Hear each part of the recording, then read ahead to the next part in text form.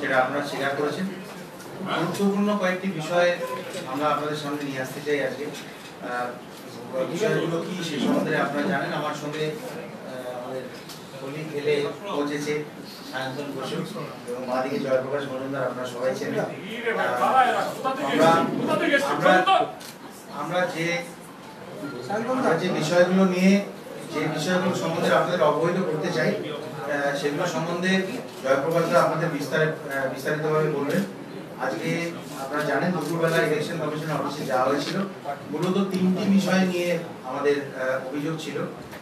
তিনটি বিষয়ের মধ্যে প্রথম সেটি 4 জন তৃণমূল নেতা, যারা আমরা জানি না ক্ষমতার ভাগ্যে অনেক সময় মানুষ একটু অন্ধ হয়ে যায়, বা তাদের যে ব্যবহার তার মধ্যে লজিক বলুন বা সভ্যতা নিয়ম কানুন তো আমি ছেড়ে দিলাম, সেগুলো বানানো এবং ভাঙার দুটোর দায়িত্ব তৃণমূল কংগ্রেস একাই নিয়েছে। তো সেরকম 4 জন নেতা যারা আমরা মনে করি যে অত্যন্ত গর্হিতভাবে মিডিয়াতে বিবৃতি দিয়েছেন এবং নিজেদেরকে চালিত করেছেন। তার মধ্যে আসানসোলের মেয়র জিতেন্দ্র তিওয়ারি, যিনি খোলাভাবে মাইকেতে মনমোহন সেনকে পাশে বসিয়ে বলেছেন, আপনারা জানেন 3000-এর লিড দিলে 50 লক্ষ, 5000-এর লিড দিলে 1 কোটি 20,000, মানে রেড কার্ড রীতিমতো প্রকাশ করেছেন। ওনার বিরুদ্ধে আমরা কমপ্লেন করেছি ইলেকশন কমিশনে। এছাড়া ববি হাকিম, একজন অত্যন্ত মাঝে পলিটিশিয়ান যেটা আমরা বলি, উনি বিকেলবেলা বলতে পারতেন যে এটা করা ঠিক হয়নি, কেন জিতেন্দ্র তিওয়ারি এটা করেছেন, আমি ওনার কাছে জানতে চাই। এইটুকুনিও যদি বলতেন তাহলেও আমরা মনে করতাম যে হ্যাঁ, সৎ সাহস বা সদিচ্ছা অ্যাটলিস্ট এই সরকারের আছে, যেটা নিয়ে আমরা সবসময় প্রশ্ন তুলেছি। সেটা তুমি বলেনি, উল্টে ওই ছোট ঘটনা বলে ব্যাপারটাকে উড়িয়ে দিতে চেয়েছেন। এছাড়া রবীন্দ্রনাথ ঘোষ, যে ব্যাপারটা সম্বন্ধে আমরা সবাই জানি, যে ইলেকশন ছাড়া অন্য সময়ও আমরা যখন কোনো আক্রান্তের বাড়িতে যাই তখন সবসময় আক্রান্তকে আগে থেকে বলে দেওয়া হয় যে ভাই 10 মিনিটের জন্য, 8 ঘন্টার জন্য, 1 ঘন্টার জন্য নেতারা এসছে, বাবুলদা এসছে কি অন্য নেতারা এসছেন, এরপরে চলে গেলে কি করবি, তখন তো আমার পুলিশই থাকবে, আমরাই থাকবো। অলমোস্ট মানে অ্যাকচুয়ালি ওই ভাষাতেই রবীন্দ্রনাথ বাবু, আগে উনি এর আগে অনেক কথা বলেছেন, আমরা ওনার সম্বন্ধে জানি। উনি বলেছেন যে সেন্ট্রাল পুলিশ কদিনের জন্য এসছেন, উনি চলে যাবেন, তারপরে আমরা যেভাবে আমরাই থাকবো, আমরাই আসলে নামবো, প্রচ্ছন্ন হুমকি। আর এছাড়া আপনাদের প্রিয় আমাদের অক্সিজেন বাবু অনুব্রত মণ্ডল, উনি তো কিছু না কিছু বলতেই থাকেন। তো এই 4 জনের বিরুদ্ধে আমরা খুব সুনির্দিষ্ট অভিযোগ আমরা ইলেকশন কমিশনের সামনে এনেছি। এছাড়া যে গানটি, যে থিম সংটি, একটা ক্যাম্পেইনের থিম সং, যেটা আমাকে সিনিয়র নেতারা একটা বানাতে বলেছিলেন, যে বাবুর ইলেকশনের জন্য গান বানানো কোনো নতুন ঘটনা নয়, এটা হামেশাই হয়ে আসছে, সারা বিশ্বে হয়ে যাচ্ছে। এমনকি আমেরিকাতে বব ডিলানও গান বানাতেন অ্যান্টি এস্টাবলিশমেন্ট। তো আমার সেটা নিয়ে আসানসোলে এফআইআর তো ফাইল করা হয়েছেই। এছাড়া ইলেকশন কমিশনে নালিশ করার পরে একটি শোকজ নোটিশ জারি হয়েছে। আপনাদের পরিষ্কার করে বলে দিই, গানটি যখন আমি বম্বেতে রেকর্ড করছিলাম, অবভিয়াসলি আমি যদি গান রেকর্ড করি, আপনারা যদি সেটা কভার করতে চান, আপনাদের বারণ করার কোনো কারণ তো নেই, আপনারা আসতেই পারেন। সেই যে কভারেজটা হয়েছিল, আমার গান রেকর্ডিং এর যে কভারেজটা, সেইটা কয়েকটি চ্যানেল সেটা দেখিয়েছিল, অনেকগুলো চ্যানেলই দেখিয়েছিল। সেই চ্যানেলে যেটুকুনি গান শোনা গেছে সেটাই ভাইরাল হয়ে যায়, মানুষ সেটাকে চারদিকে ভাইরাল করে। আমরা এখনো অবধি মানে আমার টুইটার বলুন, ফেসবুকে বলুন, সেখানেও স্পষ্ট ভাষায় লেখা আছে যে আপনাদেরকে একটা স্নিক পিক দেয়া হচ্ছে যে গানের রেকর্ডিংটা, যেটা, এবং তাতেও মিডিয়ার ক্লিপ আছে। আমি কোনো গান গাইছি না বা এরকম কিছু নেই। তো সেই জন্যে সেটা সম্বন্ধে যে শোকজ করা হয়েছে, সেটা নিয়েও আমাদের থেকে যে জবাব চাওয়া ছিল, সেটাও জয়প্রকাশদা ইলেকশন কমিশনে কি কথাবার্তা হয়েছে আপনাদেরকে বিস্তারিতভাবে জানাবেন। এছাড়া আরো 2-1টি বিষয় আছে। এই গানের পুরো কথাটা আমাদের কাছে আছে। বিজেপি খুব ভালো করেই জানে যে কিভাবে একটি গান বা ভিডিও প্রকাশ করতে হয়। ভিডিওটি এই মুহূর্তে বানানো হচ্ছে, গানটাও এই মুহূর্তে বম্বেতে শুভদীপ বলে একটি ভালো মিউজিশিয়ান, সে গানটা মিক্সিং করছে। যথাযথ নিয়ম মেনে এবং যথাযথভাবে গানটা যেভাবে প্রকাশ করা উচিত, সব নিয়মকানুন মেনে বিজেপি সেভাবেই করে এসছে, সেভাবেই করবে। কিন্তু মানুষ একটা টিভি রিপোর্ট দেখি, সেটা যদি ফেসবুক এবং টুইটারে গানটাকে পছন্দ করে যদি ভাইরাল করে, সেই সম্বন্ধে আমাদের কি বক্তব্য, সেটা আপনাদের বিস্তারিতভাবে জয়প্রকাশদা বলবেন। আমরা একটু গান দিকে সরে যাই। জয়প্রকাশদা, আপনি এখানে চলে আসুন।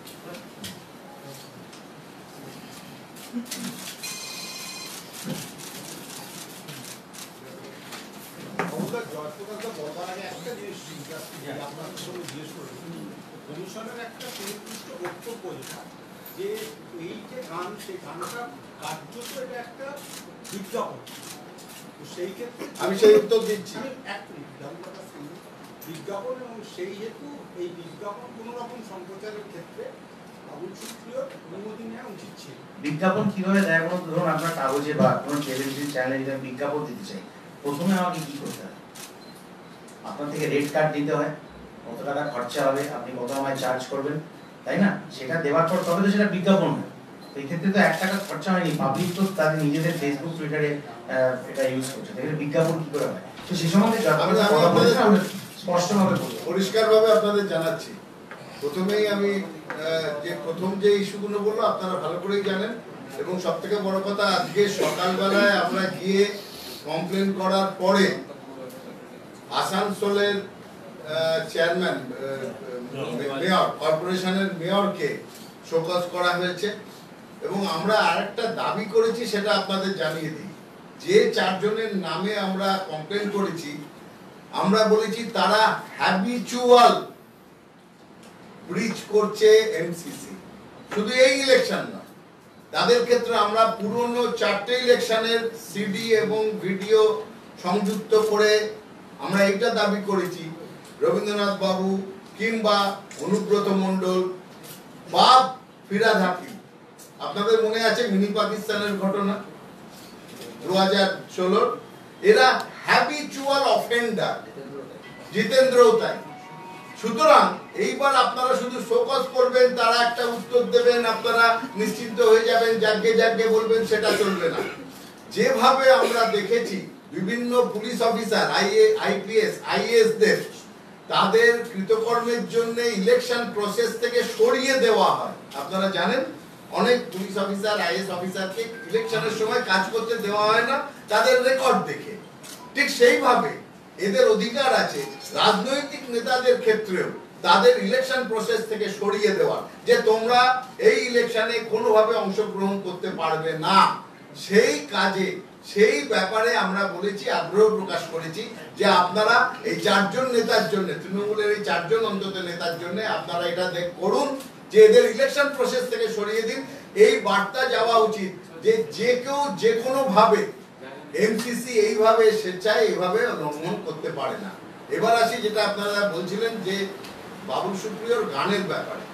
প্রথম আমি যাব গানের ওই যে প্রশ্ন হলো তাতে আমি পরে আসছি। প্রথমে যাব যে শোকজ লেটার।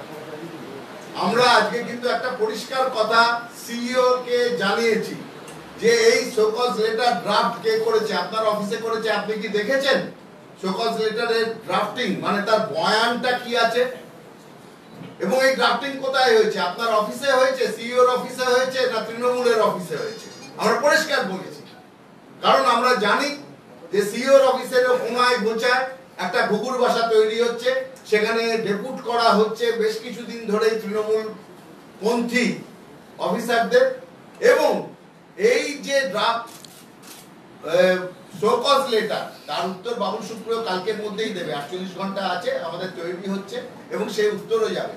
কিন্তু প্রশ্ন হচ্ছে, যেখানে প্রথম লাইনে বলা হচ্ছে it has been brought to the notice that the making of a video song, তারা স্বীকার করছে এটা মেকিং, ভিডিওটা হচ্ছে making of A video song, একটা তৈরি করার যেটা তার ছবি পেয়েছি। তারপরেই তারা চলে গেছে সেইটা একটা পলিটিক্যাল ক্যাম্পেইন হয়ে গেছে বা অ্যাডভার্টাইজমেন্ট হয়ে গেছে। এবং এই প্রশ্নেই আমরা আসছি। আমি তখন জিজ্ঞেস করেছি সোশ্যাল মিডিয়ার ব্যাপারে এখনকার ইলেকশন কমিশনের স্ট্যান্ড কি সোশ্যাল মিডিয়ার ব্যাপারে। কারণ আমি অন্তত দলের পক্ষ থেকে বারবার ইলেকশন কমিশনের মিটিংগুলো অ্যাটেন্ড করেছি, এবং সোশ্যাল মিডিয়ার ক্ষেত্রে ইলেকশন কমিশনের এখনকার বর্তমান পরিস্থিতিতে স্ট্যান্ড হচ্ছে যারা পয়সা দিয়ে সোশ্যাল মিডিয়ায় অ্যাডভার্টাইজমেন্ট করবে সেই সব কন্টেন্ট গুলো ইলেকশন কমিশন থেকে যাচাই করে নিতে হবে বা অনুমতি নিতে হবে। কিন্তু যারা নিজেরা টুইট করছে, আমি ফেসবুক করছি, তাতে কি কোনো রকম রোগ আছে? কিংবা পোর্টাল, এখানে হয়তো অনেকে পোর্টালের লোকও আছে, আমরা জিজ্ঞেস করেছি যে পোর্টাল যারা, তাদের উপর কি বাধা নিষেধ বা তাদের উপর কন্ট্রোলটা কি? ইলেকট্রনিক মিডিয়ার উপর আছে, পোর্টালের উপর কি? সেটাও একটা সোশ্যাল মিডিয়ারই অঙ্গ বলা হচ্ছে। সেখানে ইলেকশন কমিশন আমাদের জানিয়েছিলেন we are bounded by the law of the land. আমাদের এই দেশের আইনে হবে আটকে। আপনারা অ্যাডভার্টাইজমেন্ট বা ক্যাম্পেইনিং করবেন, সে পোর্টালেই করি, ফেসবুকেই করি, টুইটারেই করি, তাহলে কিন্তু সেইটা এসে যাবে ইলেকশন কমিশনের আওতায়, তার বাইরে নয়। তখন আমি প্রশ্ন করি আজকে, তাহলে বাবুল সুপ্রিয় সম্বন্ধে আপনারা যে আজকে শোকজ করেছেন, প্রাইমা ফেসি আপনারা কি দেখেছেন তার টুইট কিংবা ফেসবুক বা কোথাও প্রমোশন করা হয়েছে? পয়সা দিয়ে প্রমোশন, আপনারা জানেন, আপনি একটা পোস্ট করলে সেটা এক্সট্রা পয়সা দিয়ে প্রমোট করতে পারেন, সে টুইটারে হোক আর ফেসবুকে। সেটা করা হয়েছে? বলো না, সেটা করা হয়নি। তাহলে সেটা যদি না করা হয়, তাহলে আপনাদের এই যে শোকজ, সেটা প্রাইমারি তো নিজেরাই ফেল করছেন, ওনার উত্তরের জন্য অপেক্ষা নেই। তো আপনারা এইভাবে করলেন কি করে? এবং সব থেকে বড় কথা, আমাদের আপত্তি অন্য জায়গায় করতেই পারে, ইলেকশন কমিশন করলে আমরা সেটা মেনে নেব মাথা নিচু করে এবং উত্তর দেবো, কারণ আমরা রাইট পথে আছি, আমরা অন্যায় করিনি কোনো। কিন্তু সেই চিঠি করেই, সেই চিঠির বয়ান এমন যে তুমি দোষ করেছো, তোমার উত্তরের আগেই বলছি তুমি দোষ করেছো, এবার বলছি উত্তর দাও। এবং সেই চিঠি মিডিয়াকে দিয়ে দেওয়া হলো। আজকে সমস্ত মিডিয়ায়, আজকে সমস্ত প্রিন্ট মিডিয়ায় এমন ভাবে করা হয়েছে, Babul Supriyo stop in his Endeavour for a BJP song, BJP campaign disturb. এই যে জায়গা, এটা কিভাবে হলো? আপনারা উত্তর দিন। এই নেগেটিভ জায়গাটা কোত্থেকে আসলো? এই জিনিসটা আপনাদের অফিস থেকে, ইলেকশন কমিশনের অফিস থেকে চিঠি বাইরে দিয়ে যে মিডিয়াকে মিসলিড করা হলো, এই চিঠির বয়ানের জন্য হলো, তার জন্য কে উত্তর দেবে? এবং আমরা বললাম যে এই চিঠি ড্রাফট করেছে তাকে শোকজ করা উচিত, যে তুমি কিভাবে এই চিঠির এইভাবে ড্রাফটিং করেছো, যে তুমি আজকে একটা তোমার এগেইনস্টে, কারোর এগেইনস্টে কমপ্লেন আসতে পারে, সেই কমপ্লেনটা প্রাইমা ফেসি ছানবিন করতে হবে, ছানবিন করে দেখে নিয়ে তার মধ্যে যতটুকুনি অংশ পাবে তার উপরে তুমি প্রশ্ন করবে তাকে। তাহলে প্রশ্ন আপনাদের করা উচিত ছিল না যে প্রথম ফার্স্ট এটা কি রিলিজড হয়েছে? যে ভিডিওটা বলা হচ্ছে সেটা কি কমপ্লিট রিলিজড? এবং এক্ষুনি যে আমার সাংবাদিক বন্ধু জিজ্ঞেস করলেন, এটা কি অ্যাডভার্টাইজমেন্ট আকারে গেছে, ক্যাম্পেইনিং এর অ্যাডভার্টাইজমেন্ট হিসেবে গেছে? মানে কোন ইলেকট্রনিক মিডিয়া বা কোন প্রিন্ট মিডিয়াতে পয়সার বিনিময়ে ইলেকশনের লক্ষ্যে আমি সেটাকে ছাপাচ্ছি বা বার করছি কিংবা ট্রান্সমিট করছি কিংবা আমি ইলেকট্রনিক মিডিয়ায় সেটাকে চালাচ্ছি, সেটা হয়েছে না? সেটা হয়নি। কে দেখিয়েছে? নিউজে দেখিয়েছে না অ্যাডভার্টাইজমেন্টে দেখিয়েছে? এটা এরা বলেছে যে আমরা দেখেছি, বলছেন নিউজে দেখিয়েছে। তাহলে নিউজে যদি যে কোনো কিছু দেখায় সেটা কি অ্যাডভার্টাইজমেন্টের মধ্যে পড়ে? পড়ে না। আমরা উত্তর দেব, কিন্তু আজকে আমরা ইলেকশন কমিশনারকে গিয়ে এখানকার সিইও কে বলে এসেছি যে আপনারা আপনাদের অ্যাক্ট গুলোকে ঠিক করুন। এই কেউ এসে বলে চিঠি একটা কোথা থেকে কে আপনাদের এখানে ড্রাফট করলো আপনারা দেখলেন না? যারা গুরুত্বপূর্ণ জায়গায় বসে আছেন, আমার কাছ থেকে নিয়ে আপনি দেখছেন, এটা চলতে পারে না। বিজেপি এই ব্যাপারে শুধু সতর্ক নয়, বিজেপি আইন মেনে চলবে, কিন্তু সেই আইনের দুরুপযোগও হতে দেবে না। এইটুকুনি আমরা পরিষ্কার বলে এসেছি। বাবুল সুপ্রিয় কালকে মধ্যে উত্তর দেবেন, আমরা জানি। এটা নিয়ে জল গল করার চেষ্টা করছে কিছু লোক, তাই জন্য আমরা ওই গানের যে কথা যে বলা হয়েছে যে এর মধ্যে রাজনৈতিক অনেক ব্যঙ্গ বা কিছু করা হয়েছে, সেইটা নিয়ে আমরা আজকে এমসিসি নিয়েও গিয়েছিলাম। গিয়ে আমরা সেই গানের কথা দেখিয়ে বলেছি যে আমরা এই গানের কথা অফিসিয়ালি জমা দিচ্ছি, সেই দিয়ে আপনারা কিন্তু বিচার করবেন। সেখানে কোনো ধর্মের কথা লেখা নেই, সেখানে কাউকে কোনো পার্সোনাল অ্যাটাক নেই। যে দুটো জায়গায় এমসিসি তে লেখা আছে যে কোনো লিডার বা পলিটিক্যাল পার্টিকে পার্সোনাল এরেনাতে তুমি অ্যাটাক করতে পারবে না। আর ধর্মীয় রাজনীতি, ক্রিড, কাস্ট, রিলিজিয়ান নিয়ে তুমি কোনো কথা বলতে পারবে না। আজকে যেখানটাতে আমি বলেছি দিদির পায়ে হাওয়াই চটি, ভাইরা সব কোটিপতি, বলুন এখানে কি কোথায় গন্ডগোল আছে? কোন দিদির কথা বলা হয়েছে? আজকে আমরা জানি একজন সর্বভারতীয় নেতা একটা বিখ্যাত কথা বলে যাচ্ছেন চৌকিদার আর চোর নিয়ে। তাহলে তো বিজেপিও আজকে তার এগেইনস্টে প্রধান এই কথাতে তারা কমপ্লেন করতে পারতো যে এমন একজন পজিশনের লোককে বলা হচ্ছে, সেটা ঠিক বলছেন না মিথ্যে কথা বলছেন, কোনো প্রমাণ নেই। কিন্তু প্রশ্ন ওইখানটাতেই, হু ইজ চৌকিদার? এখানে আমাদের কথা হচ্ছে হু ইজ দিদি? দিদিকে আমরা বলছি, এখানে লেখা আছে পুলিশ তোমার ডিএ বাকি, এই মিছিলে হাঁটবে নাকি? এর মধ্যে কোথায় মিথ্যে আছে? আমরা সত্যতার সঙ্গে বলেছি। তারপরেরটাতে আমরা এসে আমি আজকে কথা বলেছি ওখানে সবগুলো পয়েন্ট নিয়ে, এই গানের কথা নিয়ে। সারদাতে টিএমসি, নারদাতে টিএমসি, রোজভ্যালিতে টিএমসি, বউবাজারে টিএমসি, খাগড়াগড়ে টিএমসি করে আমরা বলেছি কোনটাতে অফিশিয়ালি টিএমসির নেতারা অভিযুক্ত নয়?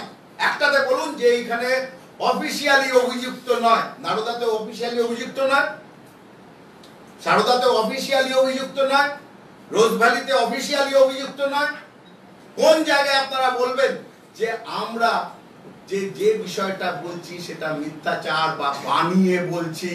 আমাদের বলার অধিকার। আর ইলেকশন যে এই এমসিসি আছে, আইডিয়াল কোড যেটা আছে, মডেল কোড অফ কন্ডাক্ট, তার যা লেখা আছে তাতে তার কোনটা আমরা ব্রিচ করেছি, কোন জায়গায় ভেঙেছি আপনাদের বলতে হবে। এবং সেখানটাতে তখন ওরা বলেছেন দেখুন এটা সামান্য ব্যাপার, আমরা এই কথা বলতে চাইনি, একটা দেওয়া হয়েছে আমাদের, ঠিক আছে ল্যাঙ্গুয়েজটা ঠিক নয়, আপনারা একটা উত্তর দিন, আমরা ঠিক করে দেব। কিন্তু আমাদের প্রশ্ন এইখানটাতে থেকে যাচ্ছে। আজকে এর সঙ্গে আমরা জুড়ে দিতে চাই যেটা আজকের আমাদের কথা হয়েছে, একই সঙ্গে তৃণমূল কংগ্রেস মেলাইন করার চেষ্টা করছে সেন্ট্রাল রিজার্ভ পুলিশকে। আপনারা দেখেছেন তারা একটা কমপ্লেন দিয়েছে যে সেন্ট্রাল রিজার্ভ পুলিশ কেন লোকের সঙ্গে কথা বলছে, কেন বাড়ি বাড়ি গিয়ে জিজ্ঞেস করছে।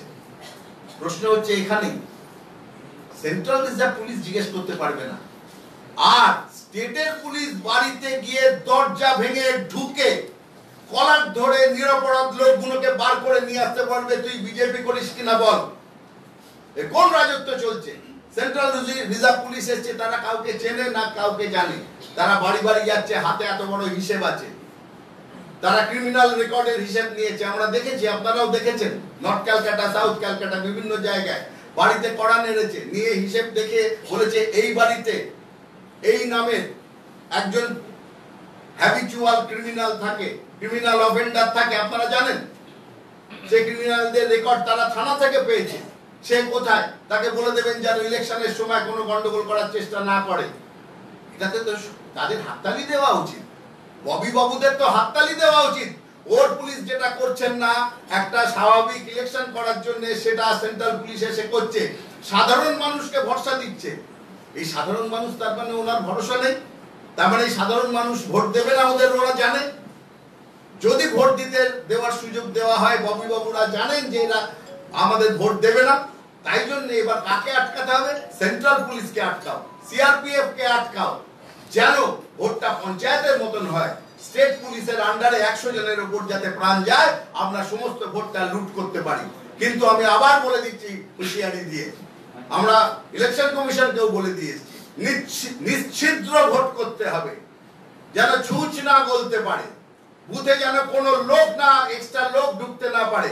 দরকার হলে 8 জনের জায়গায় 10 জন সেন্ট্রাল পুলিশ দিন, কিন্তু সাধারণ মানুষ যেন নিজের ভোট নিজে দিতে পারে, যাকে ইচ্ছে ভোট দিতে পারে। আমাদের সেই কনফিডেন্স আছে, ববি বাবুদের নেই, মাননীয় মুখ্যমন্ত্রী সেই কনফিডেন্স নেই। তাই জন্য গালাগালি দিচ্ছেন কাকে না? যারা বাইরে থেকে এসছে, তারা সিআরপিএফ বা অন্য কোনো জায়গায় কাজ করে, তারা এসছে একটা ইলেকশন করানোর জন্য, কলকাতার রাস্তায় ঘুরে বেড়াচ্ছে, তাকে স্বাগত না জানিয়ে তাকে আপনারা বলছেন যে কেন এসছে, কেন তারা জিজ্ঞাসাবাদ করছে? এত ভয় কিসের আপনাদের? এত ভয় কিসের সিআরপিএফ কে? তার মানেই তো পরিষ্কার হয়ে যাচ্ছে যে আপনারা একটা অন্যরকম নির্বাচন চেয়েছিলেন। যখন দেখছেন যে নির্বাচন কমিশন একটা সুষ্ঠু নির্বাচন করাতে যাচ্ছে, ফ্রি অ্যান্ড ফেয়ার, শান্তিপূর্ণ এবং অবাধ নির্বাচন করাতে যাচ্ছেন, সেখানটাতেই আপনারা ভয় পেয়ে গেলেন। সেটাও আজকে আমরা পরিষ্কারভাবে বলে এসেছি যে শুনুন, ওরা এইভাবে করছে বলে, আর কাগজেও দেখেছি ওনারা বললেন না এটা হয়নি। আজকের কাগজে দু একটি কাগজে আমি দেখেছি যে তাদের সেখানে হেডিং এর মতন করে লেখা যে সিআরপিএফ এর আচরণকে প্রশ্ন করা হয়েছে, সিআরপিএফ কে প্রশ্ন করবে নির্বাচন কমিশন, তাদের সংযত করবে নির্বাচন কমিশন। মানে সাধারণ মানুষ সেটা করে ভাববে যে বুঝলি যে কালকে ওরা এসেছিল বলছিল যে নির্বাচন ঠিক মতন হবে, আমরা বেরোতে পারবো, দেখলি তো ওদেরকে আবার পাঠিয়ে দিচ্ছে ঘরে, তার মানে আবার বোমাবাজি হবে, আমরা যেতে পারবো না, আমাদের ভোট অন্য কেউ দিক, আমরা যাব না। এইরকম একটা চক্রান্ত চলছে। এবং আমার মিডিয়ার কাছে অনুরোধ, এবং এটা বলার পর নির্বাচন কমিশন বলেছে এটা সর্বৈব মিথ্যা, এরা কোত্থেকে পেয়েছে আমরা জানি না।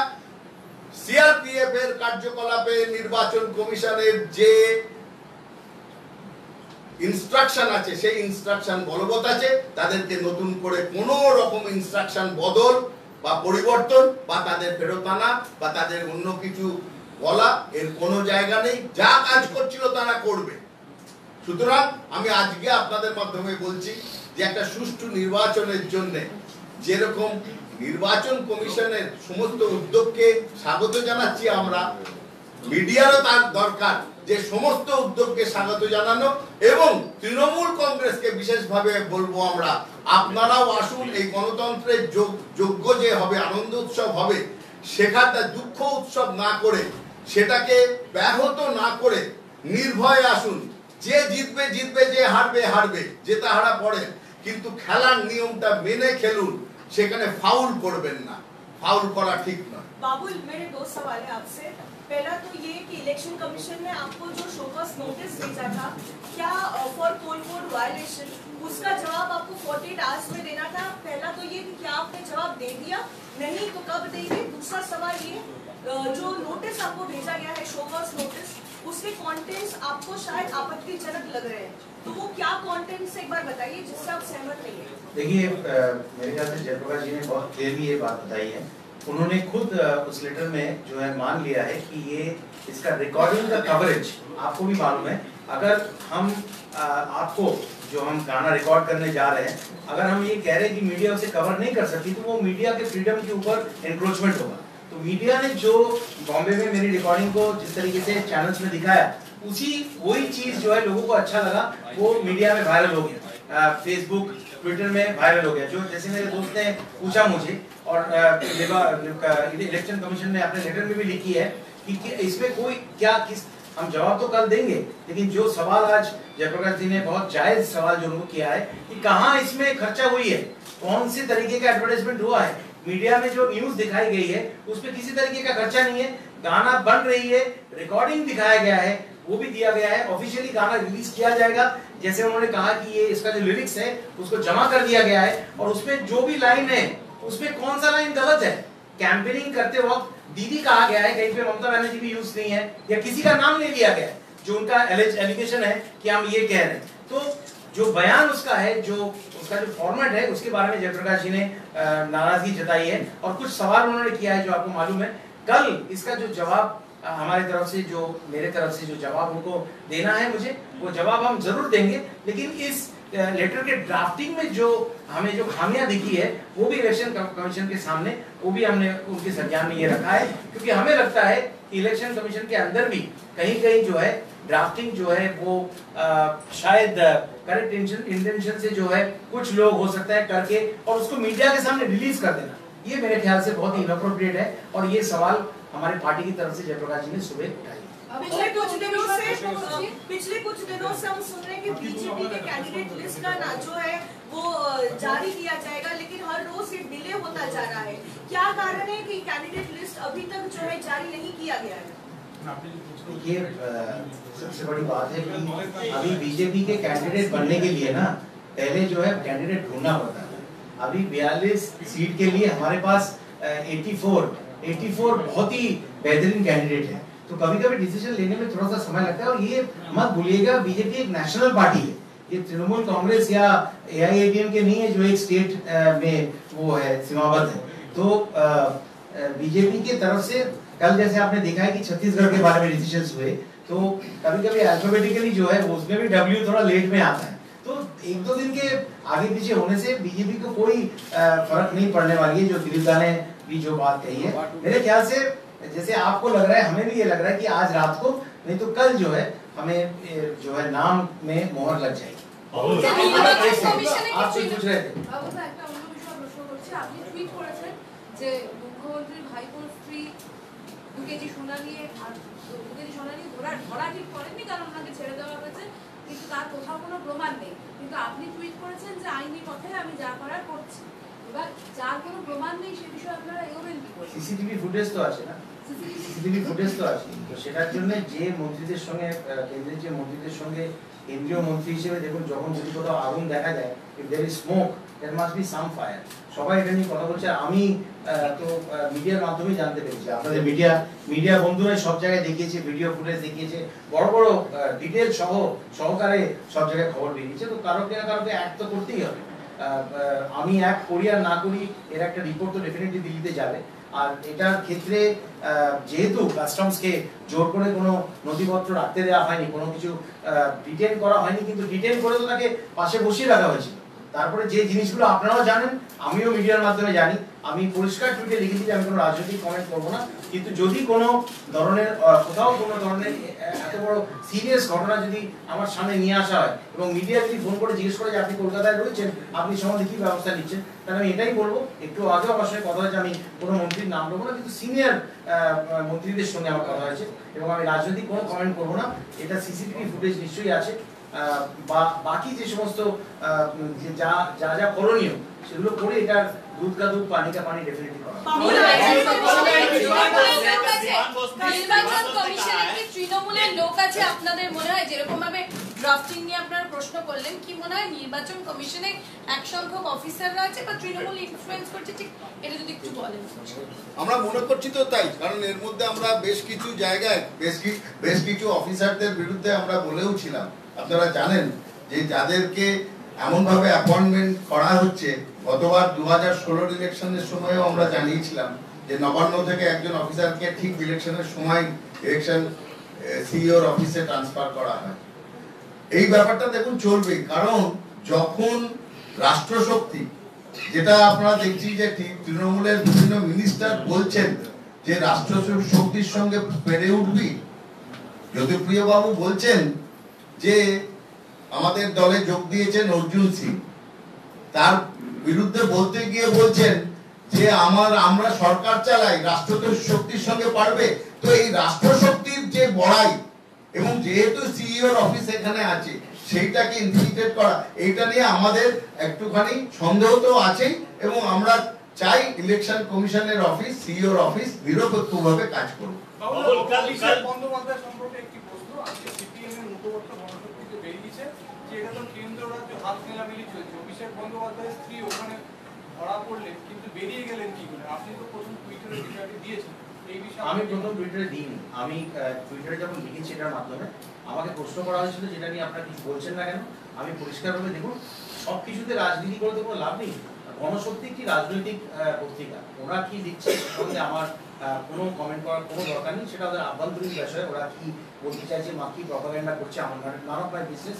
আমি এটুকুনি বলবো যে মিডিয়াতে যে খবরগুলো এসছে এবং এটা সত্যতার সম্বন্ধে যা আমরা শুনেছি, এবং আপনারাও অনেকেই মুচকি হাসছেন, আমরা যে যা জানি, অনেক রাস্তা বন্ধ করে পুলিশ পিকেট হয়, বড় বড় বাড়ি তৈরি হয়, আমাদের বোলপুরে একটি শান্তিনিকেতন, কালকে দোল খেলা ওখানে হবে, আরো অনেক শান্তিনিকেতন আছে যেখানে দোল খেলা হয়। তো এখন এক্ষেত্রে অনেক সময় দেখা যাচ্ছে ঠাকুরগড়ে কে আমি তো কলা খাইনি টাইপের এফআইআর ফাইল করা হচ্ছে। তো সেই জন্য যদি when there is smoke there is fire, অর্থাৎ আমি যদি ধোঁয়া দেখি কোথাও, সে সম্বন্ধে যদি আমাকে প্রশ্ন করা হয়, এবং আমি বলবো সিপিএম যে প্রশ্নটা করেছে ওদেরকে তো আমি এটাই বলবো যে আপনারা নিশ্চিন্ত থাকুন, আমি কোনো রাজনৈতিক কথাবার্তা বলছি না। আমি আপনাদের বলে দিচ্ছি যে শীর্ষস্থানীয় এবং যাদের এটা নিয়ে দেখা উচিত, দুজন শীর্ষস্থানীয় নেতার সঙ্গে আমার কথা হয়েছে। ইনফ্যাক্ট 10 মিনিট আগে এই সেন্ট্রাল এভিনিউর মোড়ে দিয়ে আমি আরেকটি মানে আমাদের অন্যতম গুরুত্বপূর্ণ আমাদের মন্ত্রীর সঙ্গে কথা বলেছি। এবং এটা নিয়ে যে ধরনের ইনভেস্টিগেশন হওয়া উচিত, অর্থাৎ যেটা থেকে বাঁচিয়ে দেওয়া হয়েছে বা যেটা দিয়ে হুমকি দিয়ে পুলিশ এনে যেটা করা থেকে বিরত করা হয়েছে বলে আমরা শুনছি, আপনারাও জানছেন, আপনারাও মিডিয়াতে ছাপিয়েছেন, সে সম্বন্ধে যা করার আমরা নিশ্চিত করব। लेकिन बाबुल आप कह रहे हैं विमान कि बोस ने कैटेगरिकली कहा है, विमान बोस ने कल कैटेगरिकली कहा है कि ये मिलीभगत है, एक सेंट्रल एजेंसी थी वहाँ पे, हाँ, लेकिन कोई ऑफिशियल कंप्लेंट नहीं हुई, कुछ नहीं हुई, क्यों नहीं हुआ? ये तो मैं तो विमान बोस बाबू को जवाब दे रहा हूँ ना। विमान बोस जी जो है बहुत कुछ कहते हैं, पहले ही कह देते हैं, कभी कांग्रेस के लिए सीट छोड़ देते हैं, फिर किसी ने पूछा नहीं वो खुद ही न्योता दे देते हैं। तो अभी विमान बाबू को बोलने दीजिए ना, मैं तो उनको यही कह रहा हूँ कि आप जो है निरर्थक इस तरीके का चिंता आप कर रहे हैं, आप ऐसा मत करिए।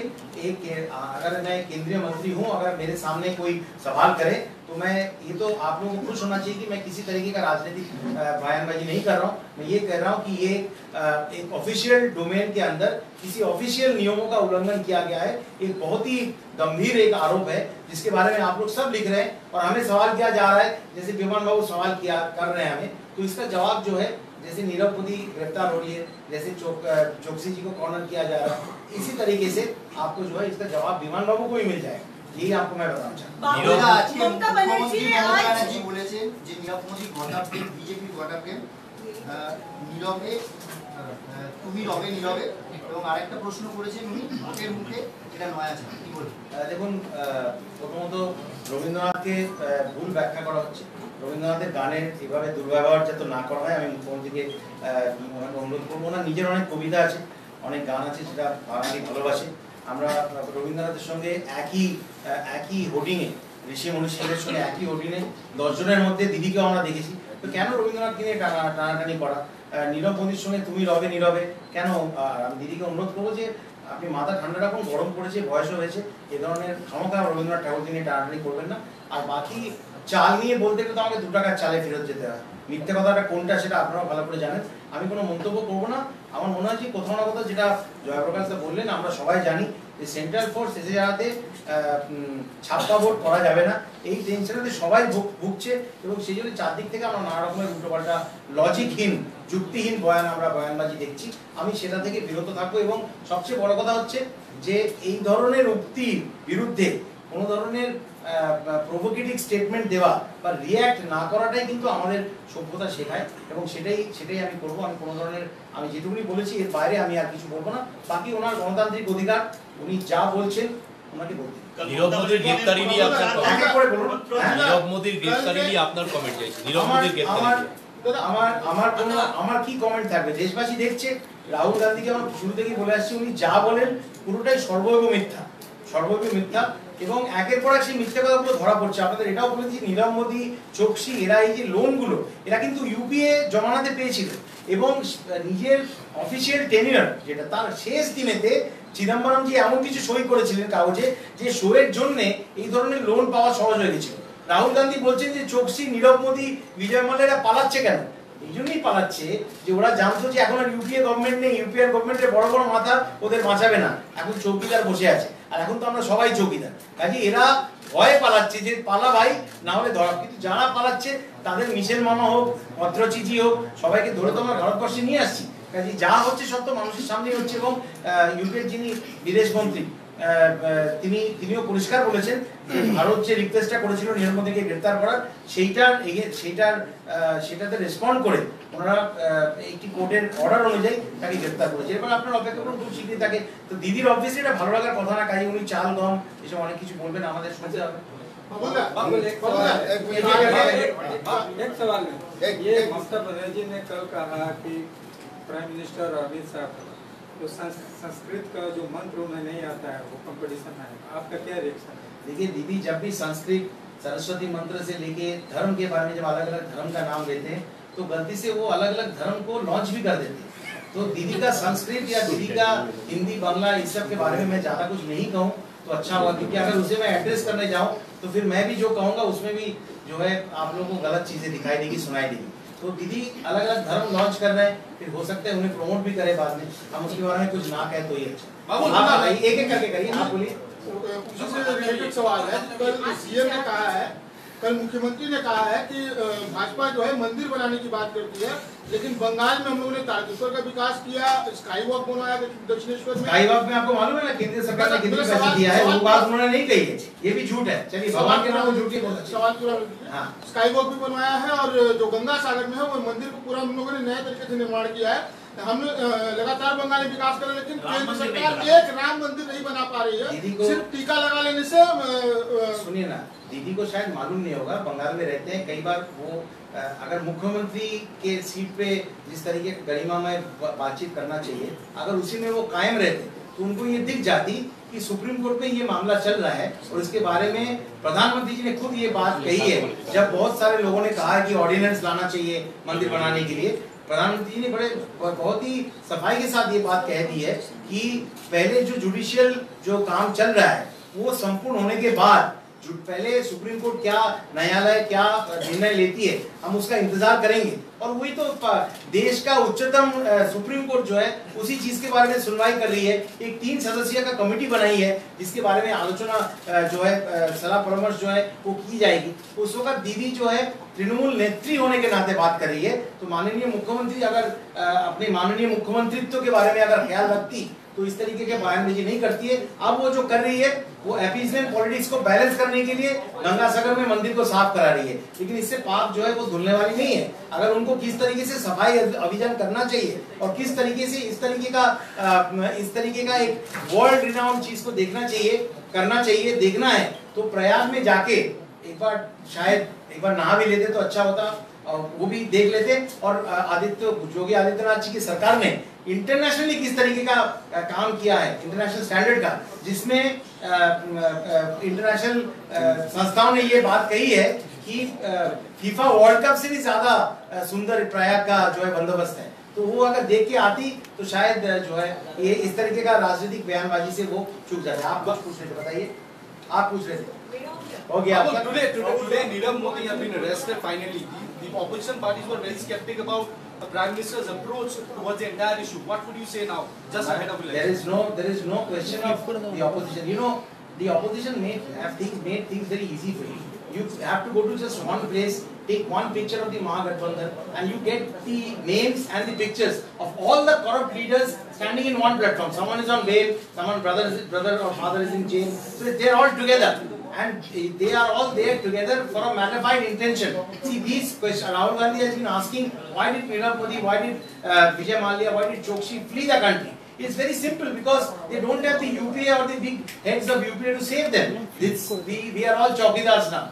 So whatever Rahul Gandhi says is a lie and false allegations. He thinks that his premise or the platform of his entire political campaign can be based on repeated lies which will suddenly one morning turn into truth. So that is not happening. So they are just getting cornered. We are finding all kinds of uncouth statements being made by even senior Congress leaders like Ghulam Nabi Azad and or Mamata Banerjee, what she said about this being a Chunavi Chal and all of that. So the truth, what is happening is already happening in London at the directions of the UK government there, and the arrest warrant being issued by a court there. So I don't understand where these kind of questions are arising. These are political comments of a very nervy, a very tense political opposition who understands that they are losing ground very, very fast, and the chowkidar is going to rule. And now, as you know, we are all chowkidars. I'm sure you have seen them. So that's all I've got to say. Jitendra Tiwari ने कल इनाम, कौन है बताइए, इनाम काफी घोषणा की, हाँ, उस पर क्या कोई, उनको भी इसके बारे में इनाम मिलेगा, इसको भी इनाम इसका मिलेगा। हम भी रेड कार्ड बनाएंगे और थोड़ा इंतजार करिए। देखिए, कई बार हमें ये समझना चाहिए कि आज मैं मंत्रित्व में हूँ, हाँ, कल जो है मेरे पावर का जो जैकेट है ना वो परमानेंट नहीं है, वो टेम्पररी है। लेकिन कई बार तृणमूल के राज में कुछ नेता जो है इस तरीके का बयानबाजी करते हैं कि हाथ में माइक है और लोग उसे रिकॉर्ड कर रहे हैं, इसका भी उनके पास डर नहीं होता है। और ये एक चीज और भी साबित करती है कि शिक्षा लेने से कोई शिक्षित नहीं होता है। जहाँ तक मुझे मालूम है, मेयर साहब जो है वो LLB लॉयर है, तो शिक्षित तो वो है। तो शिक्षा लेने से, कहीं पढ़ने से या डिलीट उपाधि मिलने से कोई शिक्षित नहीं होता है। ये बात जो है कल की बयानबाजी से, अगर वो रविंद्रनाथ घोष हो या नकुल दाना बांटते हुए हमने एक नेता को देखा है, सबका रेड कार्ड बनाया जाएगा, आप चिंता मत करिए। और बीजेपी जब रेड कार्ड बनाती है बहुत सभ्य और डेमोक्रेटिक और लीगली जो है उसके रेट कार्ड बनती है। उसके बारे में दादा ने भी आपको बताया है। आगे आगे देखिए होता क्या है। खत्म करें झालमुड़ी खाने जाइए। देखिए नवान्न में अगर मुझे टाइम ना मिले और अगर मुझे गाड़ी में अगर मुझे जगह मिले जहाँ पे अगर किसी की गाड़ी में आप बैठे तो वो आपको झालमुड़ी क्यों मिठाई भी खिला सकते हैं। वो खाते हुए अगर एक केंद्रीय मंत्री एक राज्य के चीफ मिनिस्टर के साथ पब्लिक के भलाई के लिए अगर डिस्कशन करना चाहें तो वो मैं आज भी किया हूँ, पहले भी कर चुका हूँ, आगे भी करूंगा। और आपको बता दूं जो 3 चीज मैंने डिस्कशन किया था ESI हॉस्पिटल में 5 करोड़ रुपया का मंजूरी मुझे मिली थी नरेंद्र सिंह तोमर से, जो उस वक्त के लेबर मिनिस्टर थे। मैंने उनको कहा था कि नियम ये कहती है कि जब तक राज्य सरकार लेटर नहीं लिखती है केंद्र को तब तक वो पैसा रिलीज नहीं किया जाता है। तो दीदी ने मुझे नहीं बोला कि 5 करोड़ बहुत कम है लेकिन लेटर में लिखूंगी। उन्होंने 25 करोड़ मांग के लेटर लिखा था और मैंने 50 करोड़ लाया है। आप प्लीज आसनसोल जाइए, वो हॉस्पिटल आधा से ज्यादा बन गया है, एक नया विंग बन रहा है।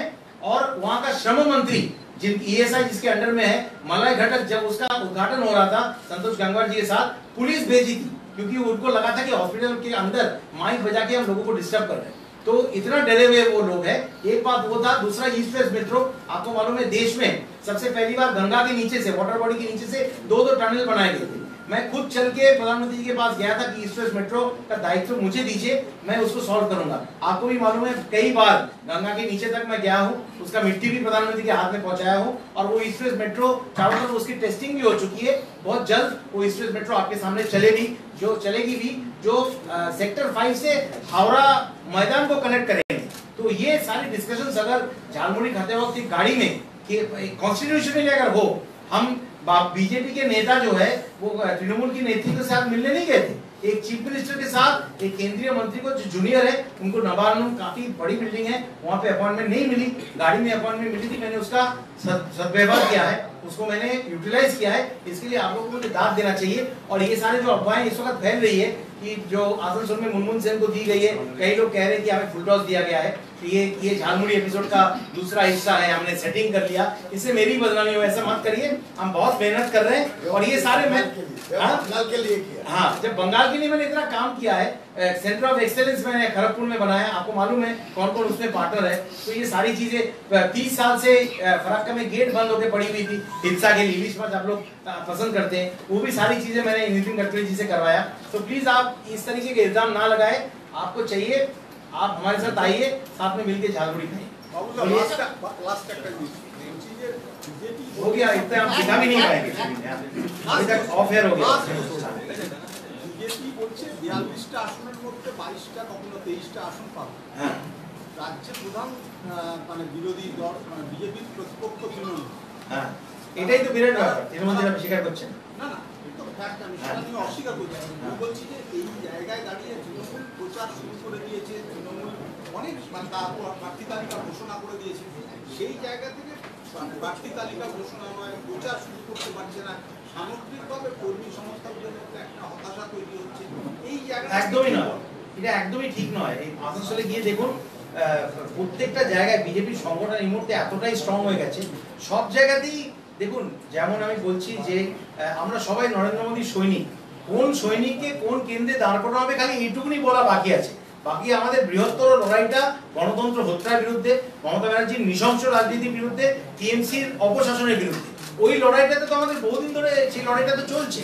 বাকি কোন জায়গাটায় হ্যাঁ আপনি বলছেন কোন রকমের হতাশার সৃষ্টি হয়নি, প্লিজ আপনাকে বলছি এটাও তৃণমূলের প্রপাগান্ডা, কোনো কিচ্ছু হয়নি। নরেন্দ্র মোদী কোন সৈনিককে কোথায় পাঠানো হবে এইটুকুনি ছাড়া বাকি সমস্ত তৈরি হয়ে গেছে।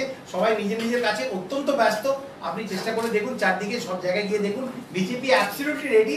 আর ভোটের ময়দানে নাম অ্যানাউন্স পর ছাপাবো এরকম ব্যাপার না, সবাই অলরেডি ময়দানেই রয়েছে। We are all on the ground and fighting the cause.